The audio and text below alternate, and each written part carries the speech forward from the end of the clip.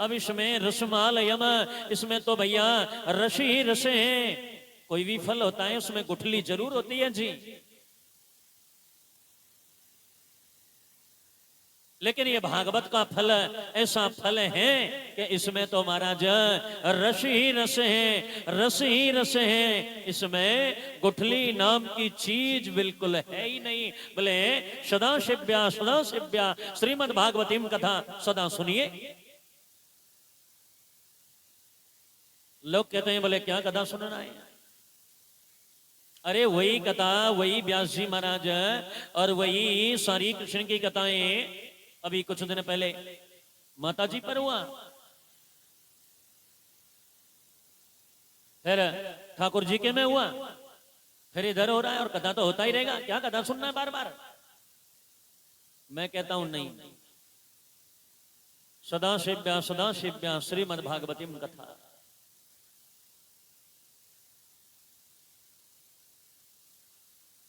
कथा तो आपको सुननी पड़ेगी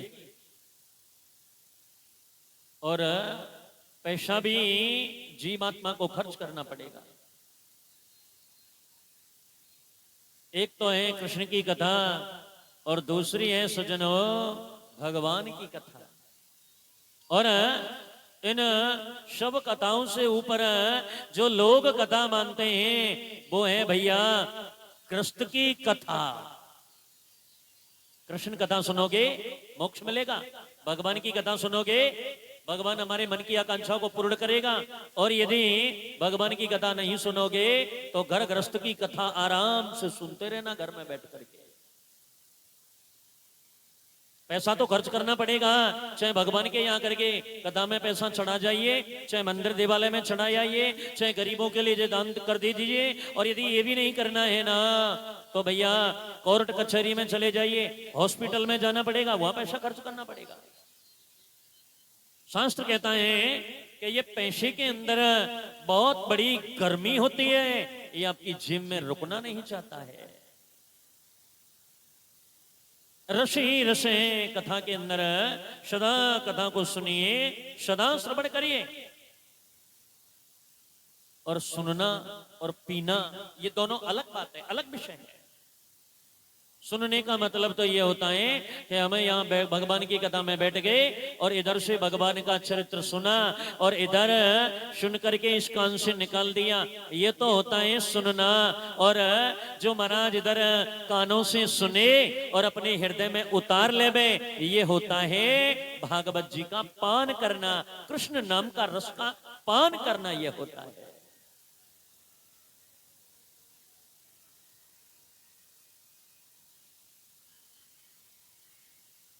एक बहुत बड़े संत थे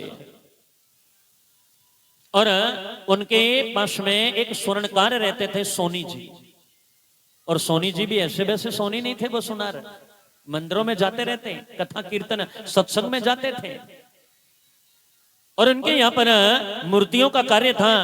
अब सोनी जी ने इतनी इतनी बड़ी 2 पीतल की मूर्ति बनाई, बहुत अच्छी मूर्ति, एकदम मानव जैसी मूर्ति बैठा दिया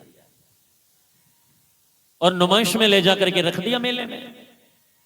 एक जैसी मूर्ति है, हूबहू एक जैसी मूर्ति, इतना जरा भी फर्क नहीं है।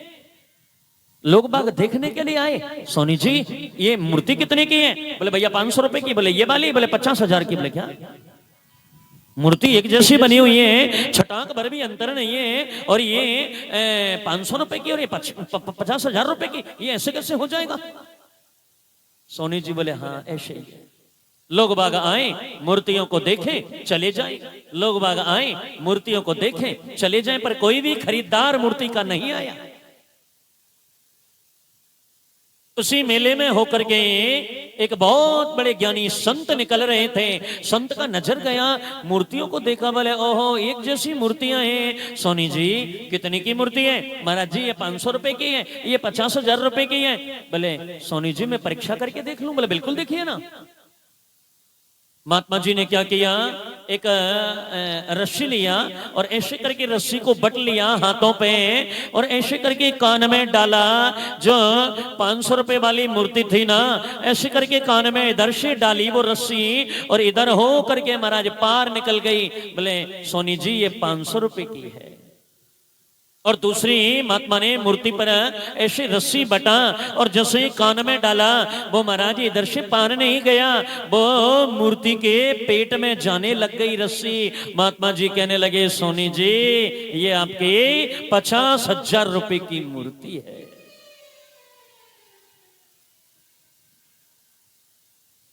इधर से भगवान का नाम सुने और इधर से निकाल दे में, ये तो हो गया भैया सुनना, और इधर से सुन करके अपने हृदय में उतार ले बे, कृष्ण के नाम को हृदय में उतार करके उसका चिंतन करें, वो होता है पीना।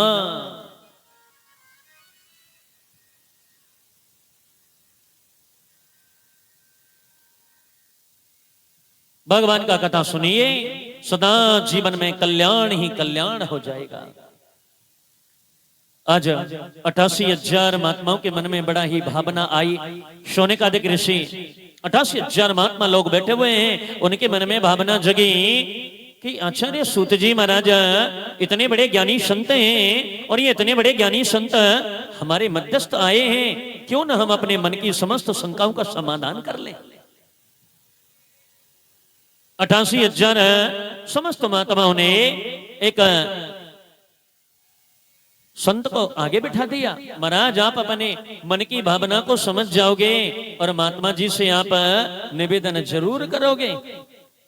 88,000 इतने महात्माओं में से एक संत सूत जी के सामने बैठ गया और कहने लगा, आप पुराणों के बड़े भारी जानकार हैं, जरा महाराज बताएं पुराण का मतलब क्या होता है। पुराण का मतलब होता है सजनों, पुरा अपि नभः इति पुराण, जिसमें नई नई बातें बताई जाएं, प्राचीन बातों को नया करके जिसमें बताया जाए, और जो प्राचीन होने पर भी नवीन दिखाई देता हो उसी का नाम पुराण होता है। बोले आप पुराणों के जानकार हैं, इतिहास के ज्ञाता हैं। इतिहास का मतलब क्या होता है। इतिहास का मतलब होता है इतिहासः स्मृतम इति इतिहासः, घटना प्रधान बातें जिसमें बताई जाएं। या मैं आपको जो भी बता रहा हूं वो एकदम बात 100% सत्य बात है, उसी का नाम इतिहास होता है। आप पुराणों के जानकार हैं, इतिहास के ज्ञाता हैं। संत कहने लगे, सबसे पहला प्रश्न है कि मानव के कल्याण का साधन कौन सा है।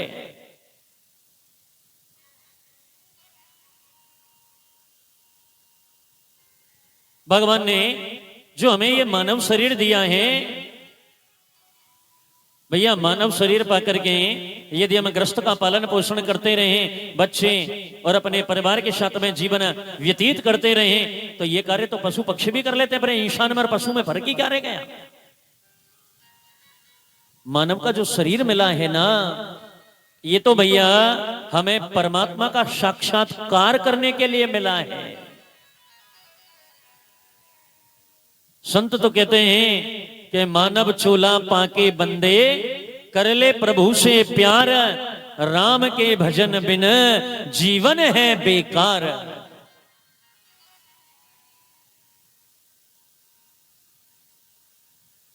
संत कहते हैं भगवान ने मानव का शरीर दिया है, इसके कल्याण का साधन कौन सा है। ये नाचने गाने खाने कमाने के लिए नहीं दिया मानव शरीर।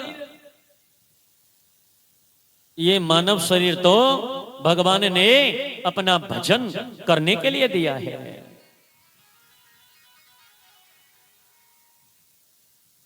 दूसरी बात संत कहने लगे, दूसरा प्रश्न है कि जब हम मंदिर में जाते हैं तो बहुत सारी देव प्रतिमाएं होती हैं, बहुत सारी मूर्तियां होती हैं। सबसे बड़ी बात यह है, मैं मंदिर में गया, हाथ में कमंडल में जल भर के ले गया, शिव जी को नहला दिया, देवी माता जी को भी थोड़े जल के छींटे लगा दिए, और कृष्ण को भी छींटे लगा दिए, सब देवताओं को नहला दिया। अब मेरे मन में विचार आया, वो कोने में भैरवनाथ और बैठे थे, थोड़ा सा जल और होता तो भैरव बाबा को भी नहला देता। किसको पूजें, किसको छोड़ें, किसका भजन करें।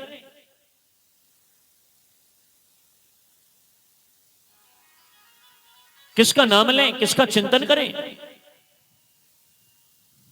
और वैसे भी भैया हम लोगों के तो इतने देवता हैं, बोले 33 करोड़ देवता। 33 करोड़ नहीं हो सकते, 33 कोटि हो गया। कोटि कहते हैं प्रकार को। तो जब हम लोगों के 33 प्रकार के देवता हो गए तो ये भी बहुत देवता हो गए। सारा जीवन निकल जाएगा, लेकिन कितने देवताओं की पूजा करोगे?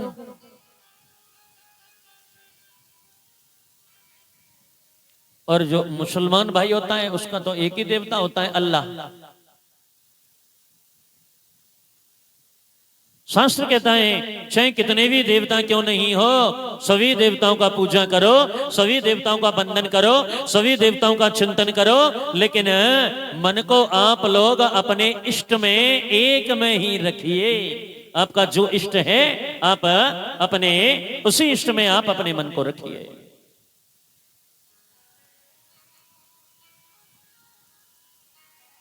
तीसरा प्रश्न है, भगवान कहता है कि मेरा नाम वेदों ने अजन्मा का है।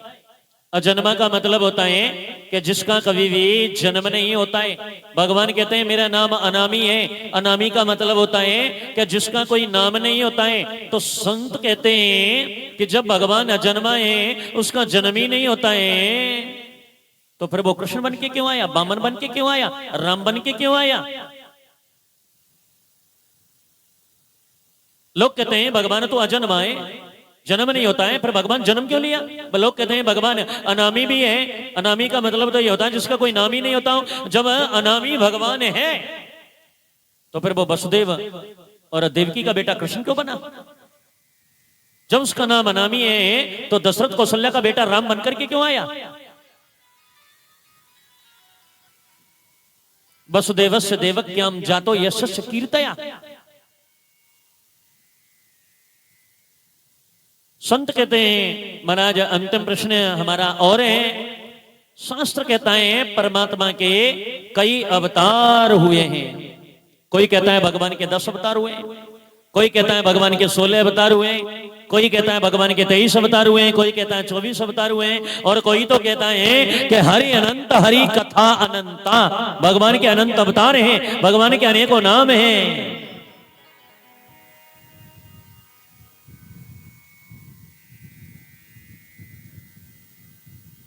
आचार्य सूत जी महाराज कहने लगे ऋषियों, आपने बड़ा ही सुंदर प्रश्न किया है, और आपके प्रश्न का जवाब देने से पहले मैं अपने गुरुदेव के चरणों में प्रणाम कर लेता हूं। आचार्य सूत जी महाराज, यम प्रव्रजन्तमनुपेतमपेत कृत्यम द्वैपायनो विरह कातरया जुहाव पुत्रेति तन्मयतया तरभोभिनेदोष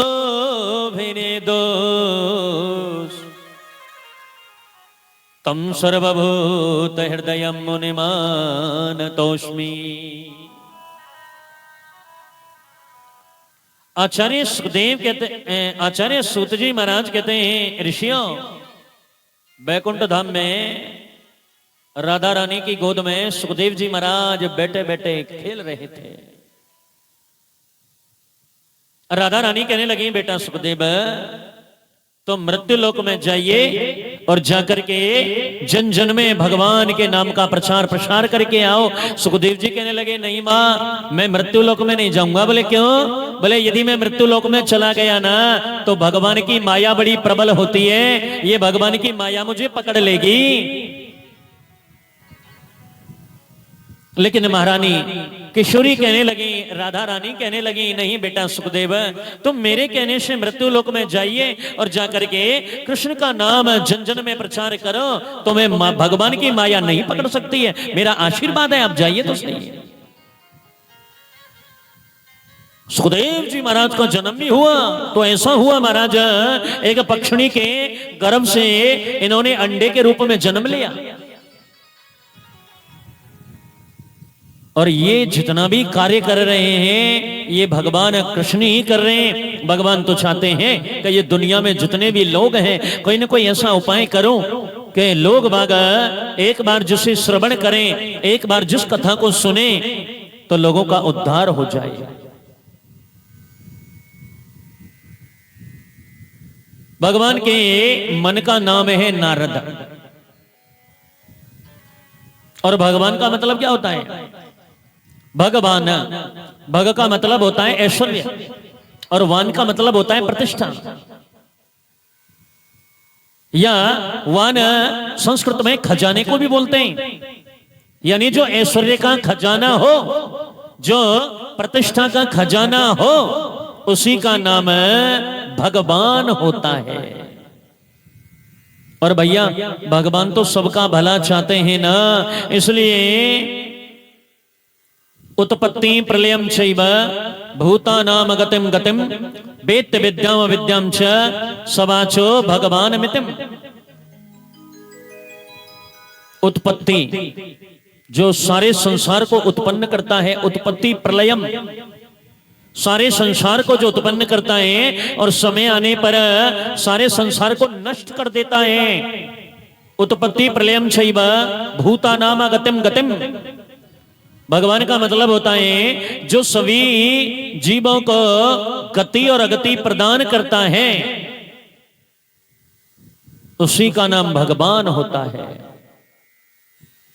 भगवान ने नारद जी को आदेश किया, नारद सीधे जाइए कैलाश पर्वत पर और माता पार्वती को उपदेश दे करके आइए। अब नारद जी सीधे चल दिए और आगे कैलाश पर्वत पर नारायण नारायण।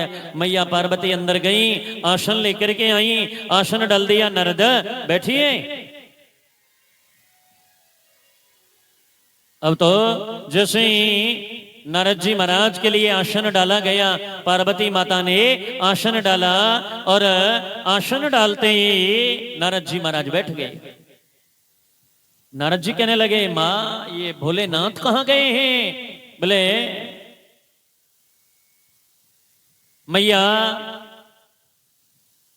पार्वती को निवेदन कर रहे हैं नारद जी, शंकर भगवान कहाँ गए?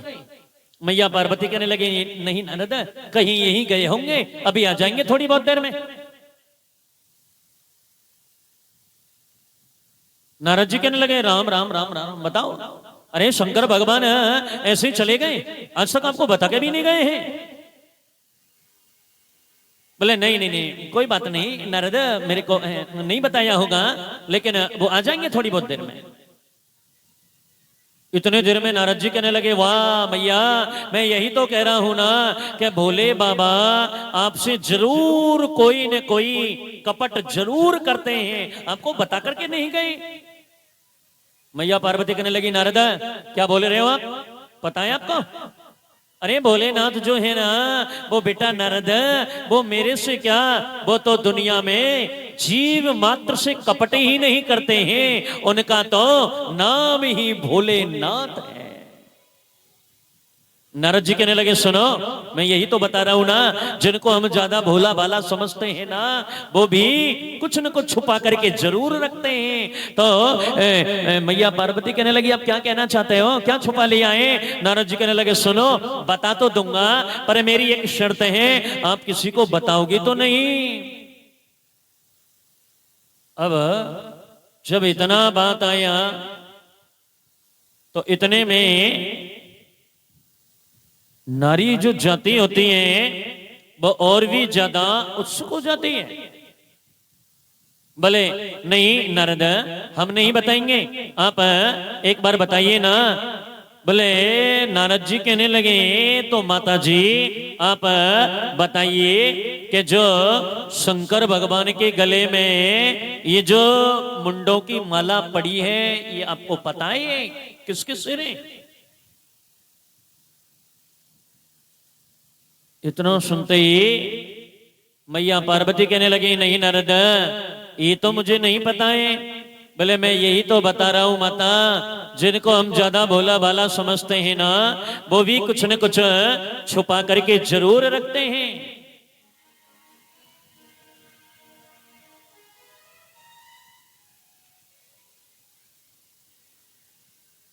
नारद जी कहने लगे, सुनो ये जो माता भोले बाबा के गले में सिरों की माला पड़ी है ना, ये जो सिर है ना, ये तुम्हारे ही तो सिर हैं। मेरे भैया ये बंद हो गया क्या है? इसका आवाज नहीं आ रहा है इधर से।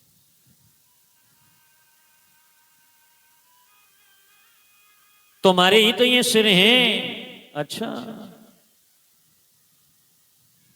नारद जी कहने लगे मैया, जब भी आपका प्राणांत होता है, जब भी आपका ये शरीर का त्यागन होता है ना, आपकी यादगार के लिए भोले बाबा आपका सिर लेकर के अपनी माला में डाल लेते हैं। आप बार बार जन्म लेती हो, बार बार मरती हो, बार बार जन्म लेती हो, बार बार मरती हो, लेकिन भोलेनाथ आज तक न कभी जन्म लेता है और ना ही कभी मरता है। वो तो सदा अजर अमर एक जैसा बना रहने वाला है।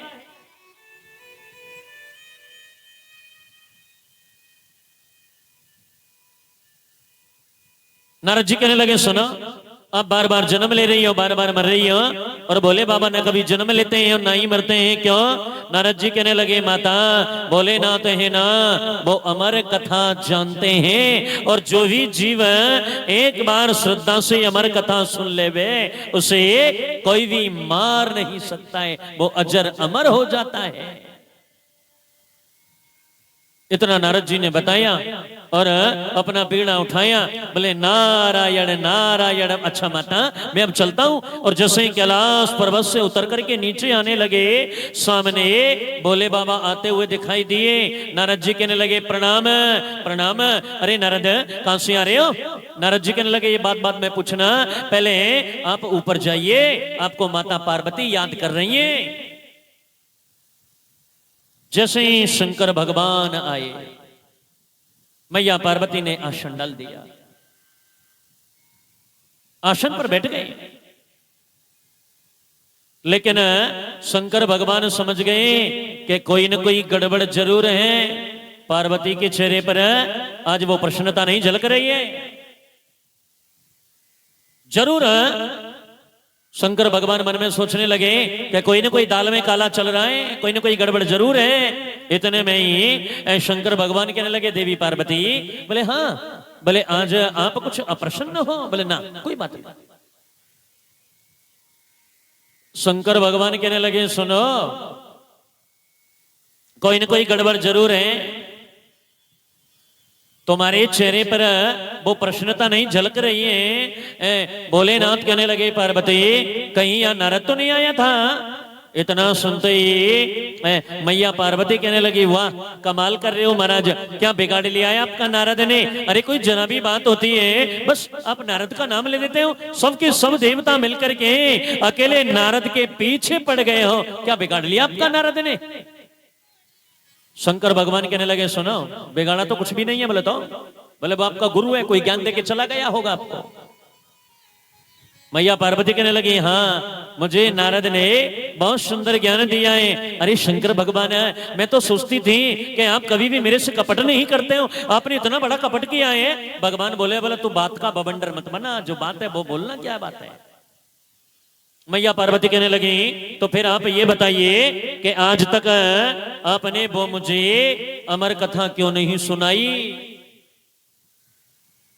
शंकर भगवान कहने लगे बश, अरे देवी, आज तक आपने अमर कथा के बारे में मेरे से नहीं कहा, और ये शास्त्र का नियम है कि जब तक सामने वाला प्रश्न नहीं करे तब तक उत्तरवादी को बोलना नहीं चाहिए।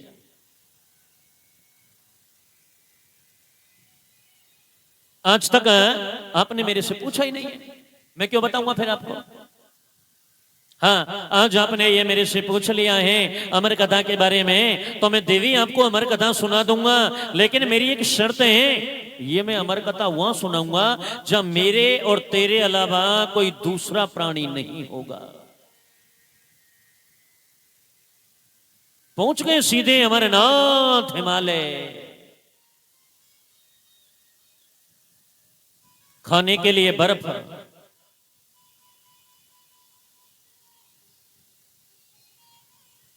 देखने के लिए बर्फ, सोने के लिए बर्फ, चारों तरफ बर्फ के पहाड़ ही पहाड़ बने हुए हैं। देखो थोड़ा सा आप लोग इधर बैठे हुए हो ना, ये रास्ते में फिर दिक्कत आएगी। थोड़ा सा ऐसे करके, जगह तो काफी है और इधर उधर बैठ जाए तो ठीक रहे। यहीं से निकलना होता है ना लोगों का।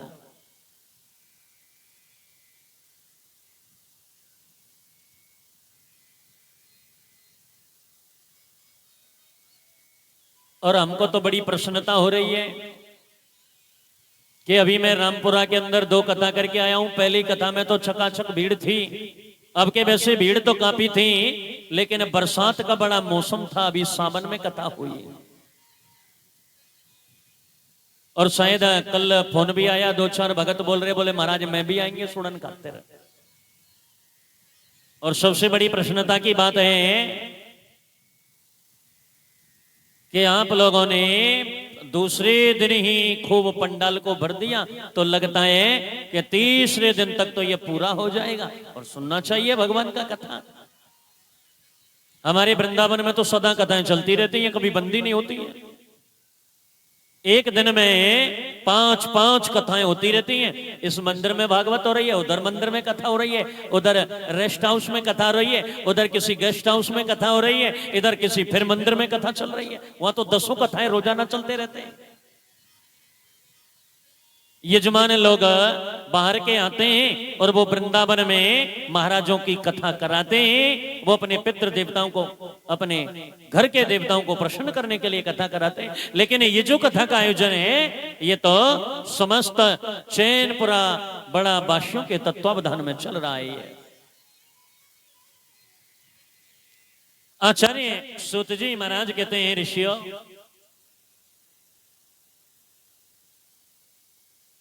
जैसे ही सुखदेव जी महाराज राधा रानी के कहने से आए, इन्होंने एक पक्षिणी के गर्भ से अंडे के रूप में जन्म लिया। लेकिन तेज बर्फीली हवाएं, मौसम थोड़ा ठंडक का था, जो पक्षी और पक्षिणी थे वो दोनों अंडे को वहीं छोड़ दिया और वो सुदूर कहीं उड़ करके चले गए। अब तो तेज बर्फीली हवाओं के कारण वो अंडा बीच में से फट गया और उसमें से छोटा सा सुक तोते का बालक निकला। और इधर भोलेनाथ माता पार्वती को लेकर के चले जा रहे हैं अमरनाथ की ओर। और वही अमरनाथ जहां लाखों लोग श्रावण में 1 महीने साक्षात भोलेनाथ और माता पार्वती आज भी निवास करते हैं।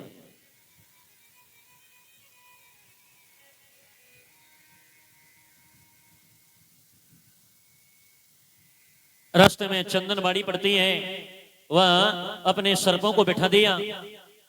आगे पैल गांव पड़ता है, वहां अपने बैलों को भोलेनाथ ने बिठा दिया और समझा दिया, ध्यान रखना यहां से आगे कोई आने नहीं पाए।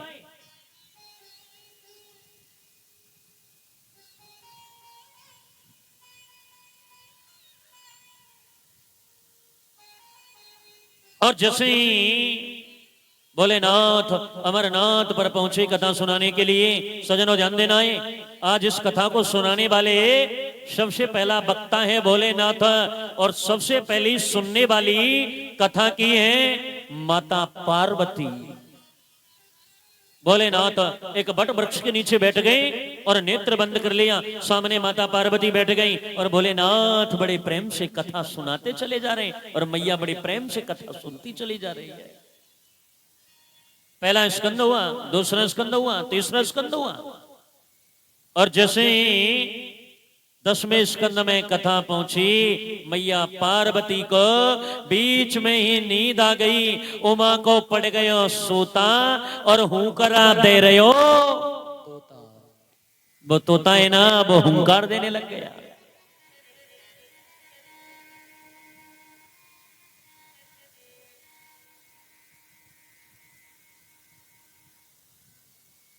अरे वो जगदीश, थोड़ा ऐसा बीच में वो बनवा, इधर उधर ऐसे थोड़ा रास्ता करवा दो बीच में, ये निकलने के लिए दिक्कत नहीं आएगी। आप लोगों के लिए थोड़ा सुलभ हो जाएगा।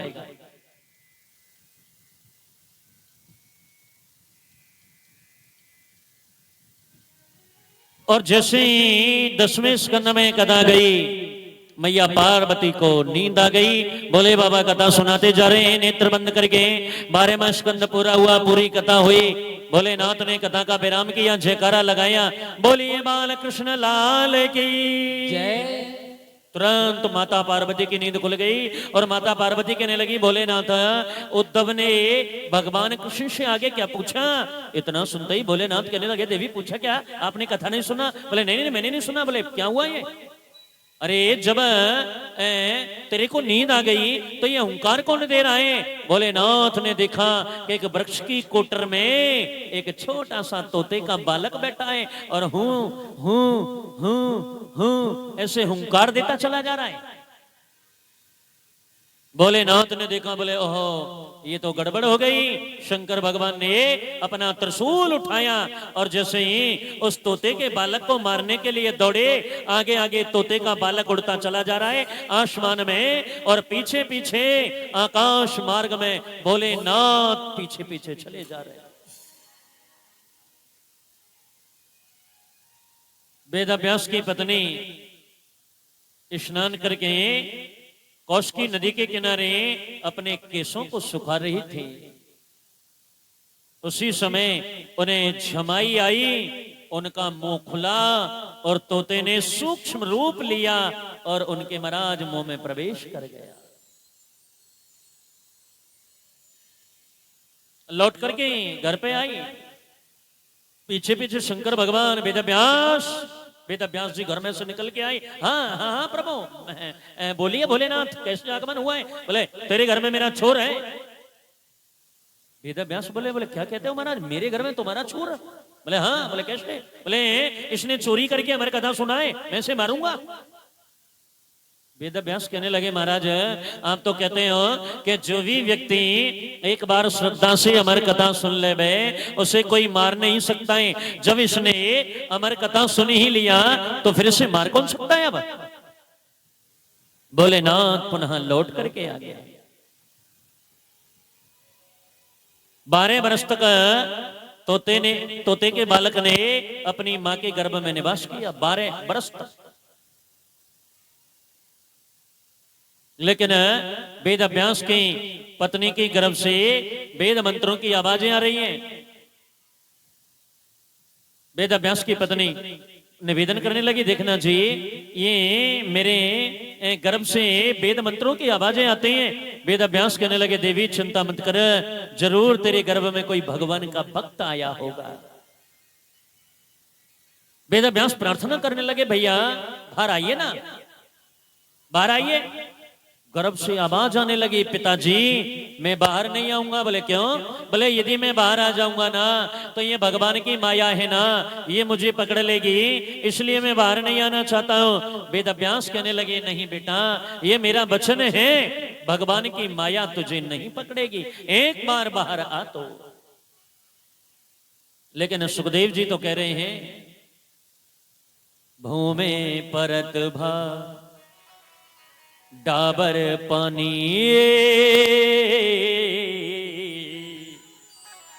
जनो जी वही माया लपटानी। यानी तुलसीदास ने रामायण में कहा है कि भूमि परत भा डाबर पानी। छोटी सी अग्नि हो, इतनी अग्नि किसी कोने में जल जाए तो अग्नि प्रकट हो जाए किसी कोने में, और हवा का संयोग मिलता जाए, हवा का संयोग पा करके महाराज गांव के गांव को सुहा कर देगी अग्नि। इसी तरह ये माया है, रोग को, सर्प को, शत्रु को, माया को कभी भी छोटा नहीं समझना चाहिए। वेदव्यास जी महाराज ने प्रार्थना किया, भाई बाहर आओ। और जैसे ही सुखदेव जी महाराज का जन्म हुआ, सजनो घुंघराले घुंघराले बाल, चांद जैसा मुखार बिंद, मोटी मोटी आंखें, जैसे ही जन्म हुआ अपने नार को लिया, कांधे पर डाल लिया। नार भी नहीं काटा गया, जिसके मांगलिक कार्यों की बेला भी जागृत नहीं हुई, और नार को कंधे पर डाल लिया और जंगल की ओर चल दिए। आगे आगे सुखदेव जी चलते जा रहे हैं और पीछे पीछे वेद व्यास जी चलते जा रहे हैं। वेद व्यास को पुत्र मोह जागृत होने लगा। बेटा सुखदेव ठहर जाइए, अरे बाद में भजन कर लेना, अभी जंगल में मत जा, बेटा एक बार ठहर। सुखदेव जी महाराज तो वृक्षों में समा गए।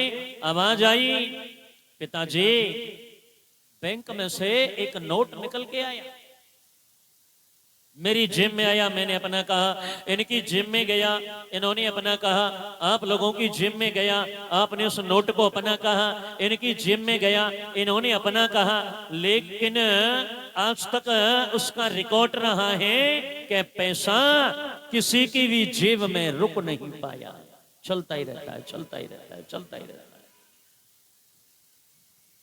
इसी तरह सुखदेव जी कहते हैं, पिताजी इस अनादि काल सृष्टि में न जाने कितनी बार आप मेरे पिताजी बन गए, न जाने कितनी बार मैं आपका पिताजी बन गया। ये तो सृष्टि है, चलती रहती है, चलती रहती है। अब तो घर लौट के जाइए। वृक्षों से आवाज आई, वेद व्यास तेरा पुत्र तो जन कल्याण करने के लिए अवतार लेकर के आया है। एक पुत्र के उपदेश से पिता को ज्ञान हुआ, लौट करके आ गया। और जो सुखदेव जी महाराज हैं, इनका मन भी कृष्ण चरणों में महाराज लग गया। दरबार हजारों देख लिए, पर ऐसा कोई दरबार नहीं। दरबार बहुत है, कहीं भी चले जाना, लेकिन जो सावरिया सेठ का दरबार है ना, ऐसा दरबार कहीं दूसरी जगह नहीं मिल पाएगा। दरबार हजारों देख लिए, पर ऐसा कोई दरबार नहीं।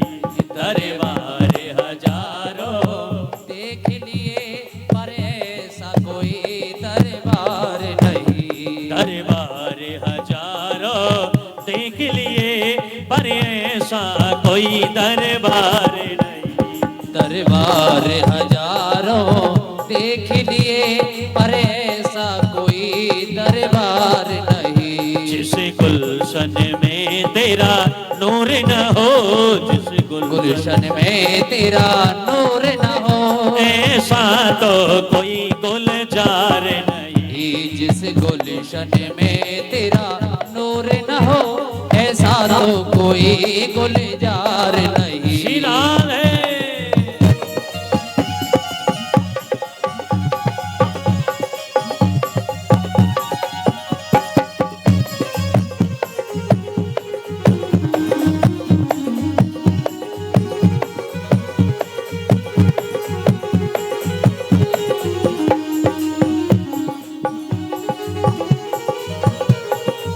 और संत कहते हैं, अश्कों के फरिश्ते रहते हैं, आशिकों के फरिश्ते रहते हैं, अश्कों के फरिश्ते रहते हैं, आशिकों के फरिश्ते रहते हैं। दिन रात तुम्हारे कदमों में, दिन रात तुम्हारे कदमों में, है कौन बसर इस दुनिया में, है कौन बसर इस दुनिया में। तेरे दर का जो खिदगार नहीं। ये है कौन बसर इस दुनिया में, तेरे दर का खिदमतगार नहीं। दरबार हजारों देख लिए,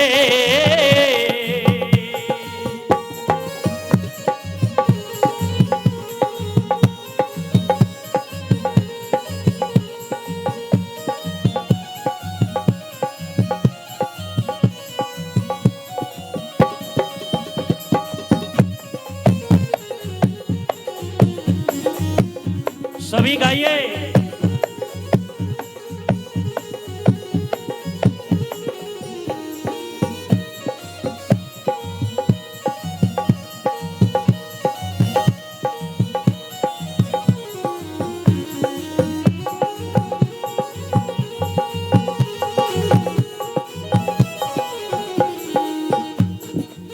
और दुनिया से क्या मांगना है? मांगना है तो सावरिया सेठ श्याम प्यारे से मांगिए।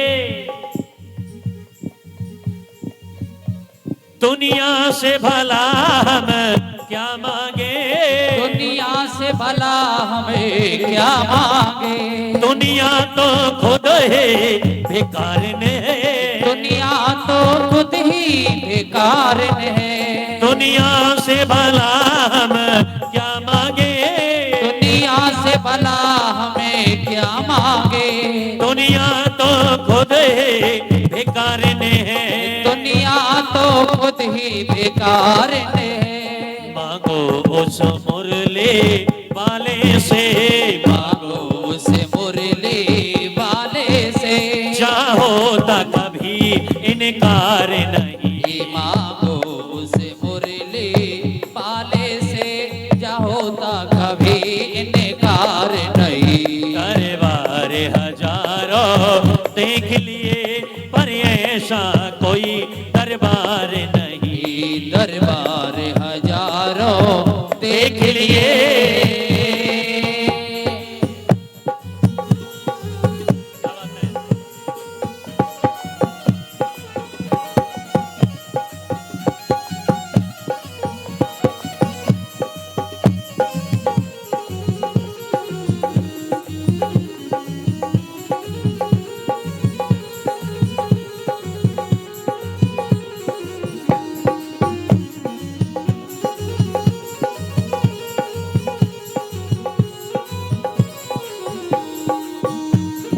और अंत लाइन बड़ी सुंदर कही है। हसरत, संत कहते हैं हसरत है मेरी मनमोहन। हसरत का मतलब होता है चाहत और चाहत का मतलब होता है इच्छा। और भक्त भगवान से कहता है हे गोपाल, हसरत है मेरे मनमोहन, हसरत है मेरे मनमोहन, हसरत है मेरे मनमोहन, हसरत है मेरे मनमोहन। जिस वक्त मेरा ये दम निकले, जिस वक्त मेरा ये दम निकले, तेरा एक नजारा काफी है, तेरा एक नजारा काफी है। कोई और मुझे दरकार नहीं, तेरा एक नजारा काफी है, मुझे और कोई दरकार नहीं। दरबार हजारों देख लिए पर ऐसा कोई दरबार नहीं, दरबार हजारों देख लिए पर ऐसा कोई दरबार नहीं। ओ वृंदावन में, राधे राधे, वृंदावन में, राधे राधे, गोवर्धन में, राधे राधे, गोवर्धन में, राधे राधे, उछली लौटा, राधे राधे, राधा कुंड में, राधे राधे, राधा कुंड में, राधे राधे, बरसाने में, राधे राधे, बरसाने में, राधे राधे, नंदगांव में, राधे राधे, नंदगांव में, राधे राधे, नंदगांव में, राधे राधे, चैनपुरा में, राधे राधे, चैनपुरा में, राधे राधे, हाथ उठा के राधे राधे, सारे बोले, राधे राधे, जोर से बोले, राधे राधे, रावण धाम अपार रटे जा राधे राधे, वृंदावन धाम अपार रटे जा राधे राधे, रटे जा राधे राधे, जपे जा राधे राधे, रटे जा राधे राधे, जपे जा राधे राधे, राधे अलबेली सरकार लटे जा राधे राधे, हे राधे अलबेली सरकार रटे जा राधे राधे। ये राधा नाम न हो तो ब्रजभान विचारो रोतो जो ये, राधा नाम न हो तो रसवान विचारो रो तो, ये राधा नाम न हो तो ब्रजभान विचारो रोतो ये, राधा नाम न हो तो रसवान विचारो रो तो, और नहीं हो तो कृष्ण अवतार रटे जा राधे राधे। नहीं हो तो कृष्ण अवतारे रटे जा राधे राधे। श्री राधा रानी के जय हो।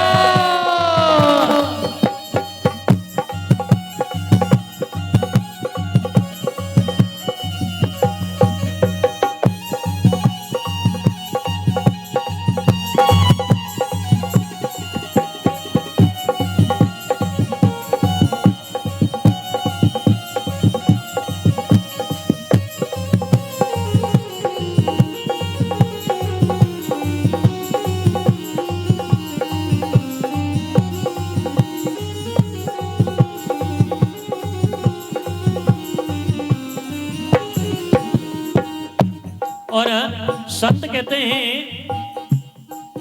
तो वृंदावन में आयो तन राधा नाम न गायो। तो वृंदावन में आयो तेने राधा नाम न गायो। तो वृंदावन में आयो तन राधा नाम न गायो।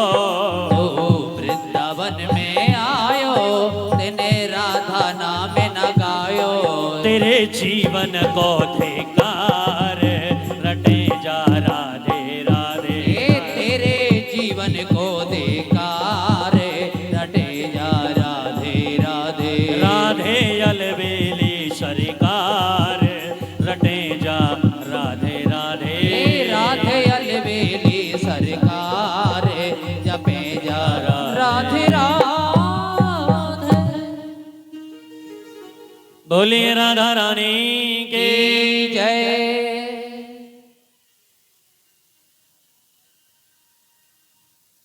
देखिए माता जी का प्राकट्य महोत्सव चल रहा है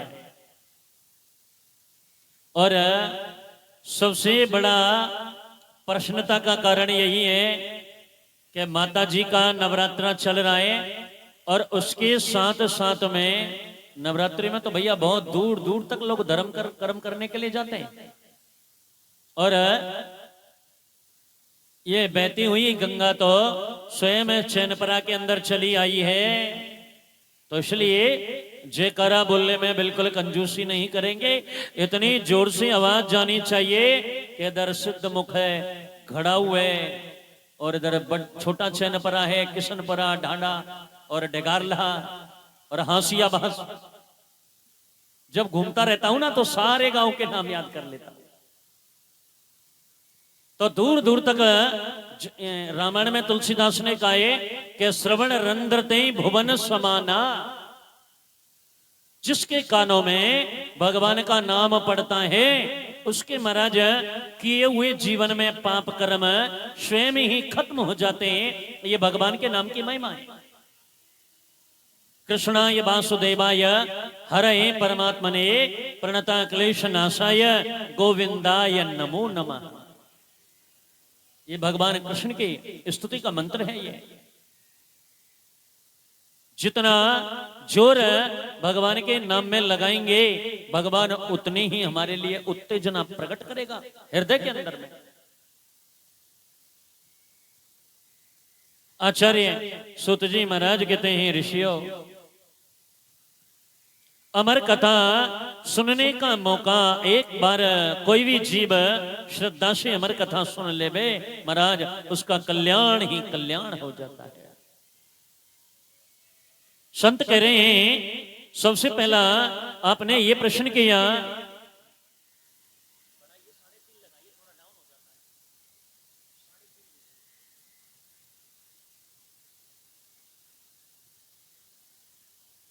सबसे संत कहते हैं पहला प्रश्न आपने ये किया कि हम जब मंदिर में जाते हैं बहुत सारी मूर्तियां होती हैं। मंदिर में गए किसको पूजें, किसे छोड़ें, किसका भजन करें, किसका चिंतन करें, कुछ भी समझ में नहीं आता है। संत कहने लगे चाहे कितना भी मूर्ति मंदिर में हो और चाहे कितने भी भगवानों का आप स्मरण करते हो लेकिन आपका मन तो सदा एक में ही रहना चाहिए। एक है साधे सब सदे, सब साधे सब जाय। वृक्ष की जड़ में पानी डालोगे तो उसमें फल भी आएंगे, फूल भी आएंगे, पत्ते भी आएंगे, हरा भरा भी रहेगा। और एक बाल्टी लेकर के और ऐसे करके पानी छिड़कते जाएं, कभी इस डाल पे डाल दिया, कभी इस डाल पे पानी डाल दिया, कभी वहां डाल दिया, तो वृक्ष सूख जाएगा, कुछ नहीं मिलने वाला है। और शास्त्र कहता है कि यदि एक को पकड़ लोगे तो महाराज जीवन का भटकाव खत्म हो जाएगा। लेकिन वो परीक्षा तो लेता है एक बार। आप जिसको देवता को पकड़ोगे तो वो परीक्षा जरूर लेगा एक बार आपकी। भगवान ऐसे ही कृपा थोड़ी कर देता है। लोग आज कहीं भी चले जाओ, ऐसा नहीं कि मैं ही बोल रहा हूं, ये तो विश्व बोलता है। मीराबाई मीराबाई मीराबाई, मीरा जी का इतना नाम आ रहा है तो मीरा जी का कभी इतिहास भी तो उठा करके देखना। और उसने अपने जीवन में कितना कष्ट सहन किया, तब भगवान ने उसको दर्शन दिए। वैष्णो देवी जाइए, ज्वाला जी जाइए, कहीं भी जाइए, वृंदावन जाइए और हरिद्वार जाइए, जहां भी जा रहे हो दर्शन करने के लिए, वहां जाकर के प्रार्थना करो और एक ही बात कहो कि हे माता, हे भगवान, ऐसी कृपा कर दीजिए कि हमारा मन सदा ही भगवान कृष्ण कन्हैया के चरणों में लगा रहे। आपका जो इष्ट है आप उसी के बारे में मांगिए, कल्याण कर देगा आपका वो। संत कह रहे हैं दूसरा प्रश्न है, आपने दूसरा प्रश्न किया। देखिए भगवान राम का तुलसीदास से बढ़कर के दुनिया में और कोई भक्त नहीं हो सकता है। जब तुलसी बाबा ने रामचरितमानस का निर्माण कर दिया तो आप रामायण पढ़ोगे तो महाराज उसके अंदर भूत जिंद प्रेतों की स्तुति, सरयू की स्तुति, माताओं की स्तुति, भगवान राम की, यानी यहां तक है कि भूत जिंद प्रेत कपास खईस राक्षस और तुम्हारे देवताओं की भी स्तुति तुलसीदास ने रामायण में लिख दिया है। और जैसे ही रामचरितमानस का निर्माण कर दिया, तुलसी बाबा अपनी कुटिया के अंदर बैठे हुए हैं। किसी ने बाहर से दरवाजा खटखटा दिया और जैसे ही तुलसी बाबा ने अंदर से देखा, बोले एक लाइन में देवता लोग खड़े हुए हैं और दूसरी लाइन में राक्षस लोग खड़े हुए हैं। लेकिन तुलसी बाबा कहने लगे, हे भगवान, मैंने इन्हें कब बुलाया है, ये क्यों आ गए? और तुलसीदास बाबा ने अपनी कुटिया को खोल करके देखा, राक्षस लोग खड़े हुए, देवता लोग खड़े हुए और दोनों ही समाज कहने लगे, तुलसी बाबा आपने रामचरितमानस में हमारा नाम लिया है, हमारा अपने नाम का उच्चारण किया है, मांग लीजिए क्या मांगना है। तुलसीदास बाबा ने ऐसा नहीं किया कि राक्षसों से कुछ और मांगने लग गए और देवताओं से कुछ और मांगने लग गए। नहीं, तुलसीदास बाबा ने एक ही बात कही बस, कि मांगत तुलसी दास कर जोरे, बसहु राम सिय मानस मोरे। तुलसीदास बाबा कहते हैं कि यदि भैया आप मेरी भक्ति पर ज्यादा ही प्रसन्न हो तो एक ही वरदान दे दीजिए कि मेरा मन भगवान राम और मां जानकी के चरणों में आज से ही लगा रहे, बस और कुछ नहीं चाहिए।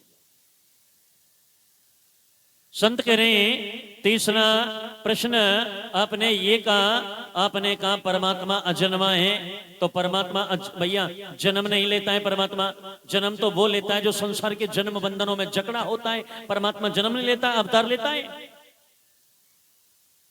तो फिर भगवान अवतार लेता है तो वो कैसे लेता है? भगवान तो कहता है कि मेरा न कोई नाम होता है, न मेरा कोई कभी जन्म होता है। बोले भगवान अवतार भी नहीं लेता? बोले तो बोले भगवान कब आते हैं यहाँ पता है? संत कहने लगे बताओ ना। भगवान कहते हैं कि भाव का भूखा हूं मैं, भाव ही एक सार है,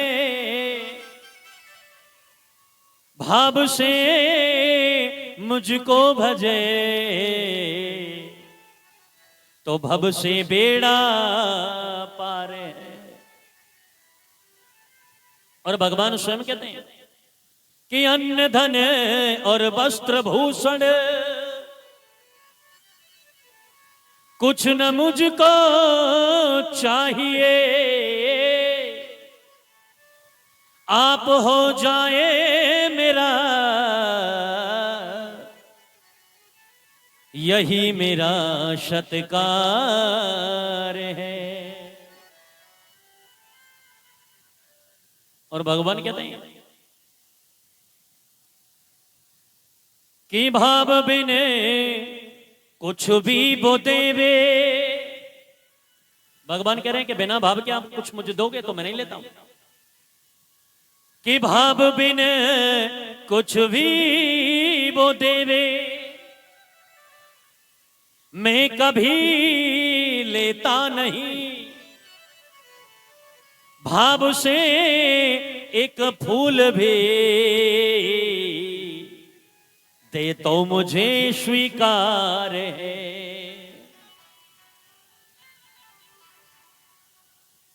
कि आप हो जाए मेरा।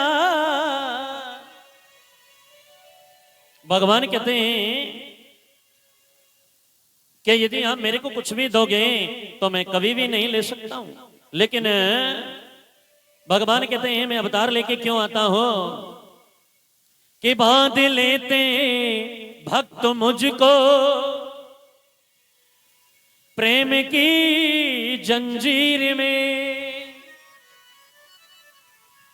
इसलिए इस भूमि पर होता मेरा अवतार है। और यदि शास्त्र की दृष्टि में देखा जाए तो भगवान के 23 अवतार हुए। सबसे पहला अवतार है सनक सनंदन सनातन सनत कुमार। दूसरा अवतार है 12 अवतार। तीसरा संत नारद जी का। चौथा नर नारायण का। पांचवा भगवान कपिल का। छठवां दत्तात्रेय जी का। सातवां यज्ञ भगवान का। आठवां ऋषभदेव जी महाराज का। नौवां पृथु जी का। 10वां मत्स्य अवतार भगवान ने मछली का अवतार लिया था। 11वां कच्छप अवतार। 12वां धन्वंतरी अवतार। 13वां मोहिनी अवतार। 14वां नरसिंह भगवान। 15वां भगवान वामन का। 16वां परशुराम जी महाराज। 17वां महर्षि वेदव्यास का जिन्होंने भागवत लिखा। 18वां आदरणीय प्रभु श्री राम का। 19वां बलराम जी का। 20वां मेरे गोपाल का। 21वां हरि अवतार। 22वां हंस अवतार। 23वां बुद्ध अवतार। और 24वां अवतार अभी हुआ नहीं। घोर कलयुग आने पर उत्तर प्रदेश में सम्बलपुर ग्राम में जिला सम्बल जो है भगवान कल्कि का घोर कलयुग आने पर भगवान कल्कि अवतार लेकर के आएंगे। नग्न तलवार लेकर के श्वेत घोड़े पर बैठ करके सभी दुष्टों का नाश कर देंगे और दोबारा पुनः सतयुग की स्थापना करेंगे भगवान कल्कि।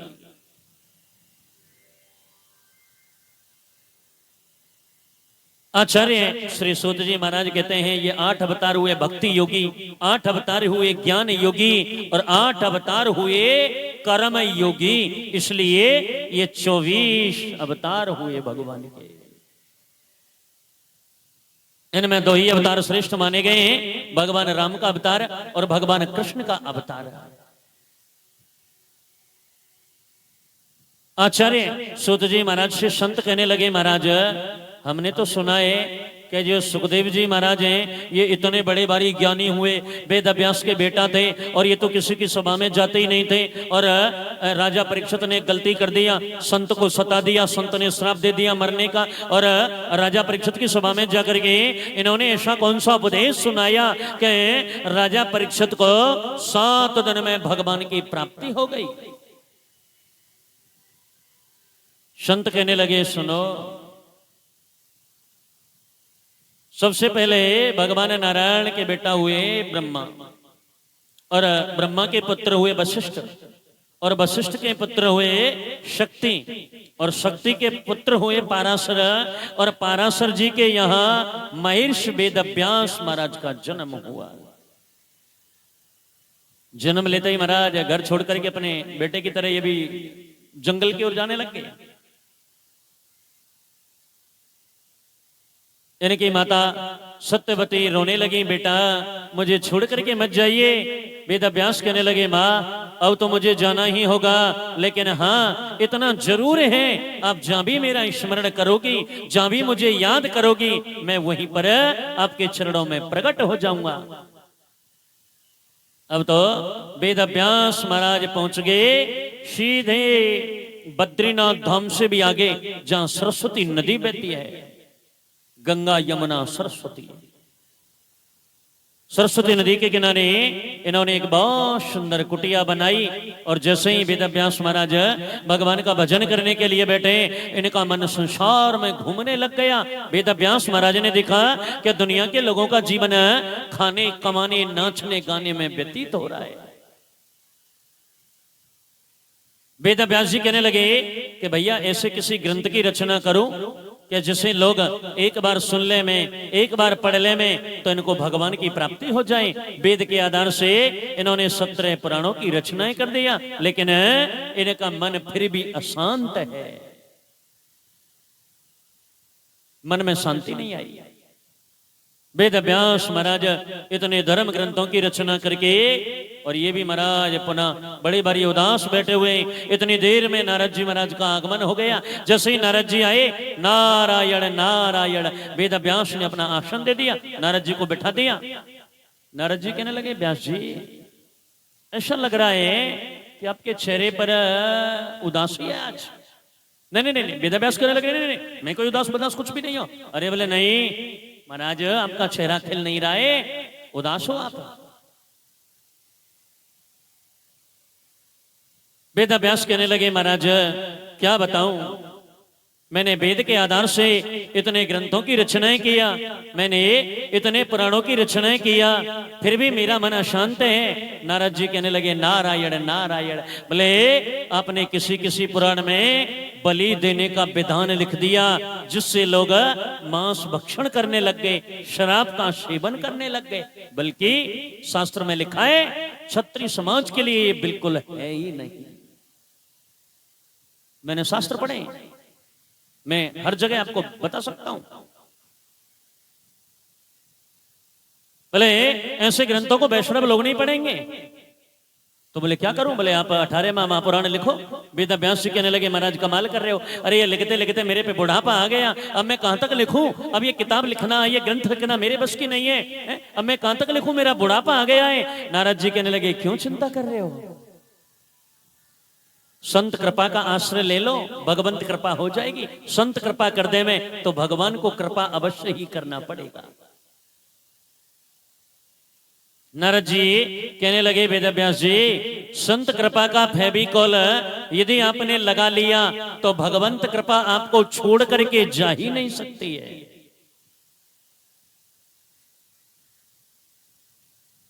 नारद जी महाराज कहते हैं, वेदव्यास जी अरे कहां, आप तो स्वयं परमात्मा के अवतार हो। अरे मैं तो एक दासी का बेटा। पूर्व जन्म में नारद जी महाराज वेदव्यास को अपना पूर्व जन्म का वृतांत सुना रहे हैं।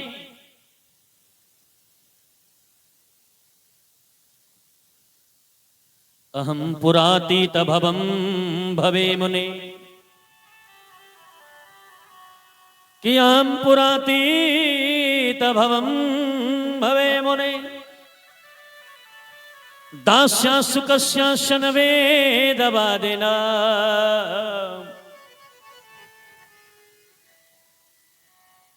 नारद जी महाराज कहने लगे, वेदव्यास जी पूर्व जन्म में मैं एक दासी का बेटा था। मेरे जन्म से 10 दिन पहले ही मेरे पिताजी मुझे छोड़ करके चले गए। मेरी माँ ने मुझे गोद में लिया और मेरी माँ मुझे गोद में लेकर के संतों के आश्रम की ओर चली गई, डेरे की ओर गई। जाकर के निवेदन करने लगी, बाबा मैं हूं, मेरा बेटा है, हमको दुनिया में हमारा और कोई नहीं है। मेरी माँ संतों को जाकर के निवेदन करने लगी, बाबा हमें दुनिया में सासू से, ससुर से, सब लोगों से बड़ा भारी डर लगता है, ऐसी कृपा करिए हमें, हम और कुछ नहीं मांग रही हैं। नारद जी कहते हैं मेरी माँ संतों के यहाँ जाकर के कहने लगी, बाबा केवल 2 वक्त की रोटियां आपके आश्रम में मिलती रहे, हमें इसके अलावा और कुछ नहीं चाहिए।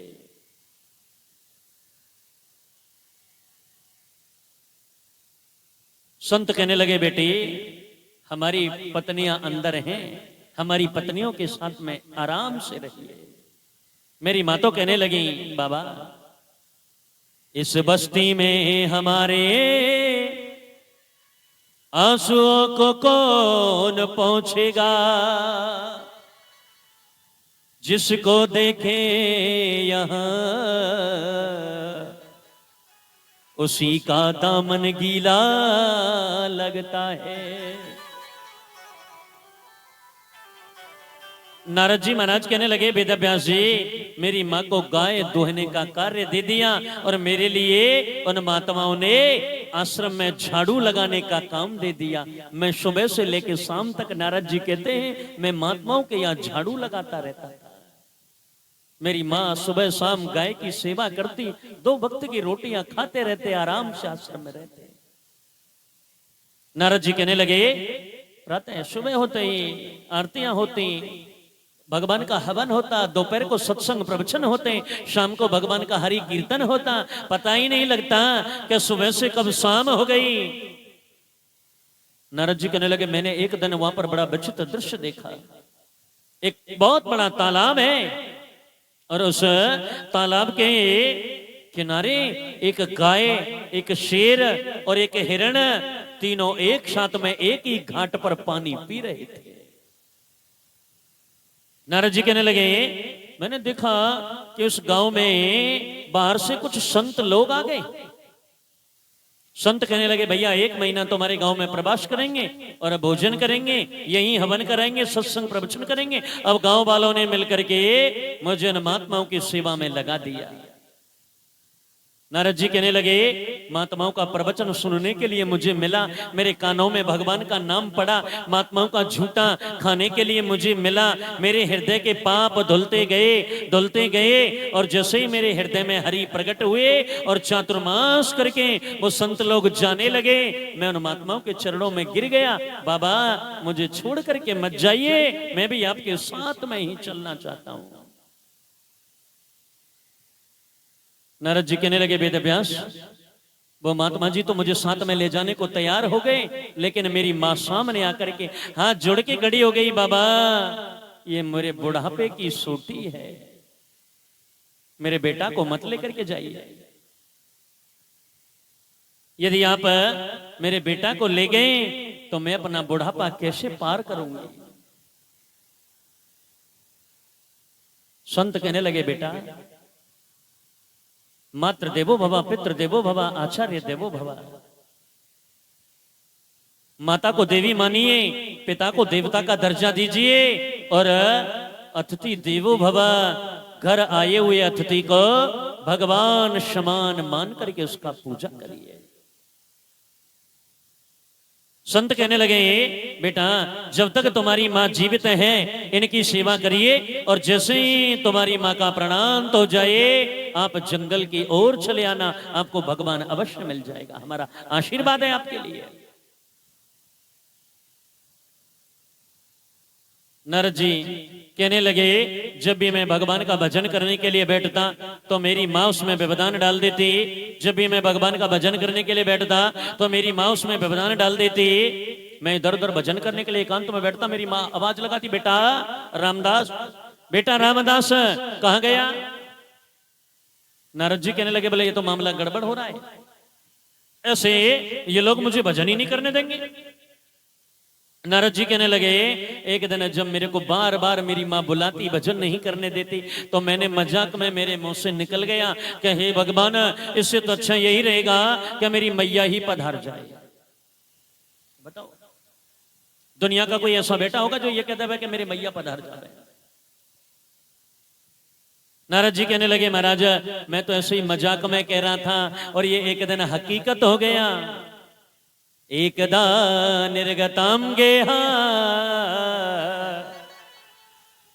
दुहंती निसगाम पथे। नारद जी कहने लगे वेद व्यास जी एक दिन मेरी माँ गाय का दूध निकालने के लिए गई और जैसे ही गाय के पास में पहुंची घास में बैठे काले सर्प ने उन्हें डस लिया और उनकी वहीं पर मृत्यु हो गई। नारद जी कहने लगे जैसे मेरी माँ की मृत्यु हुआ मेरी एक आंख से आंसू गर्म निकले और दूसरी आंख से आंसू ठंडे निकले। मतलब क्या है? जब सजनों कोई भी व्यक्ति दुखी होकर के रोएगा हमेशा याद रखना जब व्यक्ति दुख में रोएगा तो उसकी आंखों से आंसू हमेशा गर्म निकलेंगे और जब आदमी खुशी में रोएगा तो उसकी आंखों से आंसू हमेशा ठंडे निकलेंगे। नारद जी कहने लगे मेरी आंख में आंसू गर्म तो इसलिए आए कि हे भगवान मैं बहुत रोया, मेरे को जन्म देने वाली माँ मुझे छोड़ करके दुनिया से चली गई आज।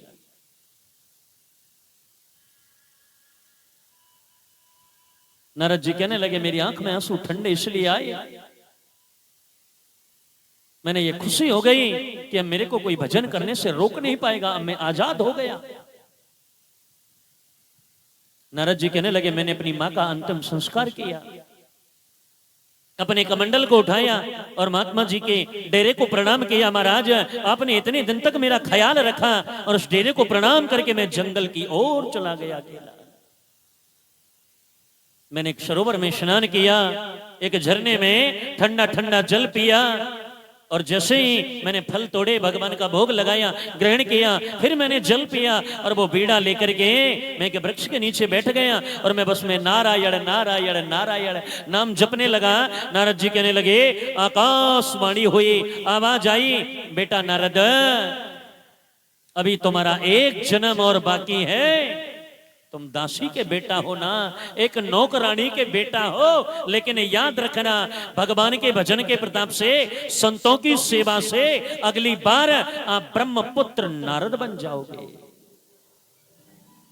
नारद जी कहने लगे महाराज सोचिए अरे कहां एक दासी का बेटा ये नारद, कहां एक दासी का बेटा एक नौकरानी का बेटा मैं, और आज संतों के आशीर्वाद से आज मैं ब्रह्मपुत्र नारद बन गया हूं। अभी लिखिए जरूर महापुराण लिखिए, मैं आपका मदद करूंगा। भगवान नारायण ने मेरे पिता ब्रह्मा को भागवत सुनाया, मेरे पिता ब्रह्मा ने वही भागवत मुझे सुनाया और वही भागवत मैं आप लोगों के लिए सुनाऊंगा।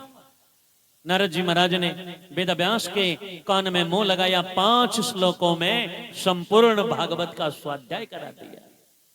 वेद व्यास महाराज ने 5 श्लोकों का विस्तारीकरण कर दिया और 18,000 श्लोकों में परिणत कर दिया, बदल दिया, और वही भागवत हमारे और तुम्हारे सामने विद्यमान है। बोलिए भागवत भगवान के जय।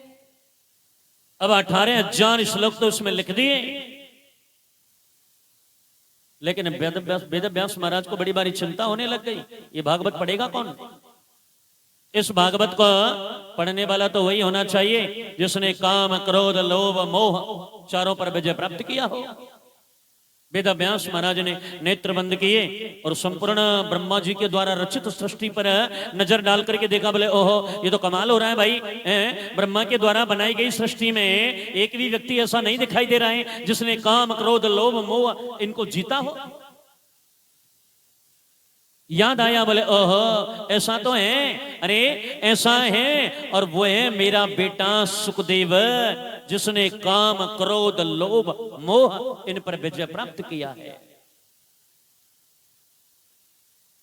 लेकिन वेद व्यास विचार करने लगे कि वो तो यहां है नहीं, वो तो ब्रह्म समाधि में मग्न है, वो तो भगवान की समाधि में बैठा हुआ है, अब उसको लाए कौन? अपने छोटे छोटे शिष्यों को बुलाया और वेद अभ्यास कहने लगे, बेटा जहां भी तुम्हें मेरा बेटा सुखदेव बैठा हुआ मिले वहां पास में खड़े हो जाना और जाकर के सुंदर सुंदर श्लोक बोलना संस्कृत में, शायद वो समाधि टूट जाए और मेरा बेटा वापस आ जाए। छोटे छोटे शिष्य लोग गए जहां सुखदेव जी महाराज ब्रह्म समाधि में मग्न बैठे थे, नेत्र बंद करके वो शिष्य लोग सामने खड़े हो गए छोटे छोटे, और जाकर के भगवान कृष्ण के श्लोकों को सुनाने लग गए। एक तो महाराज संस्कृत भाषा बड़ी प्रिय होती है, संस्कृत भाषा सभी भाषाओं की जननी होती है, और इसको राग रागनियों में गाया जाए तो और भी सुंदर लगती है। शिष्य लोग पास में खड़े होकर के भगवान कृष्ण की सुंदरता का वर्णन करने लग गए। बरहा पीड़म नटवर वपो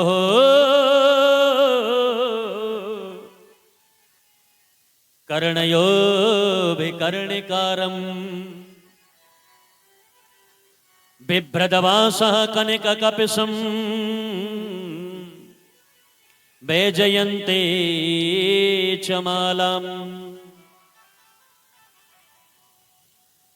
रंध्रान वेणो रधर सुदया पूरयन गोप वृंदैर वृंदारण्यम स्वपदरमण प्राविशद गीत कीर्ति। छोटे छोटे शिष्य लोग गए और जाकर के भगवान कृष्ण की सुंदरता का वर्णन करने लगे। भगवान कृष्ण कितने सुंदर हैं। जो बरहा, बरहा कहते हैं मोर के पंख को, बरहा यानी मोर का पंख जिन्होंने अपने मुकुट में लगा रखा है, और नटवर बपू, बपू कहते हैं शरीर को, लाखों शरीरों में जिसकी दिव्य देह है। गले में बैजंती की माला पहन करके और महाराज कानों में कन्नेर के फूल लगा करके छोटे छोटे गोप बालकों के साथ जो वृंदावन की गलियों में प्रवेश कर रहे हैं, ऐसे भगवान श्री गोविंद को हम बार बार नमस्कार करते हैं, बार बार प्रणाम करते हैं। सुखदेव जी महाराज की समाधि खुल गई। सुखदेव जी बोले, बंद क्यों हो गए, और बोलिए ना, और श्लोक सुनाइए। शिष्य लोग कहने लगे, बोले सुनो, हमारे पे तो इतना ही आवे, जाते ज्यादा ना आवे, ज्यादा सुनना है तो अपने पिताजी के पास चलो। सुखदेव जी बोले, कौन किसका पिताजी, कौन किसका क्या है, कोई कुछ नहीं है, जाओ। दोबारा फिर अपने छोटे छोटे शिष्यों को भेजा, जाकर के निवेदन करने लगे। अब के भगवान कृष्ण की करुणा का वर्णन करने लग गए। भगवान कृष्ण करुणा सागर हैं, भगवान कृष्ण कितने दयालु हैं। अहो बकीयम स्तन काल कूटम जिगांसयायापि यदाप्य साध्वे लेभे गतिम धात्र चिता ततोन्यम कंबा दयालुम शरणम ब्रजेम्मा। शिष्य लोग कहने लगे, ऐसो को उदार जग माही। भैया गुजरात में एक भक्त हुए जिनका नाम है नरसी। वो भक्त कहते हैं कि ऐसो को उदार जग माही, ऐसा कौन सा परमात्मा है जो बिना सेवा किए अपने भक्तों पर मेहरबान हो जाए, अपने भक्तों पर द्रवीभूत हो जाए। भगवान कृष्ण के श्लोकों को सुना, सुखदेव जी की समाधि खुली और दौड़े दौड़े दौड़े दौड़े आए, आकर के अपने पिताजी के चरणों में लेट गए। पिताजी मुझे भागवत सुनाएं, मुझे श्लोक रटाएं, मैं कथा सुनना चाहता हूं। राजा जनक के यहाँ परीक्षा के लिए भेजा, पास होकर के आगे भागवत रटा दिया। और भागवत रटने के बाद अब तो सज्जनों इनका ब्रह्म समाधि नहीं लगा। भागवत सीख के सुखदेव जी महाराज के नंद नंदन नंदलाला भगवान श्याम सुंदर की समाधि में मग्न हो गए।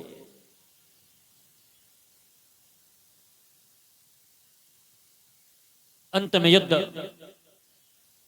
महाभारत का भीमसेन और दुर्योधन दोनों का चल रहा था।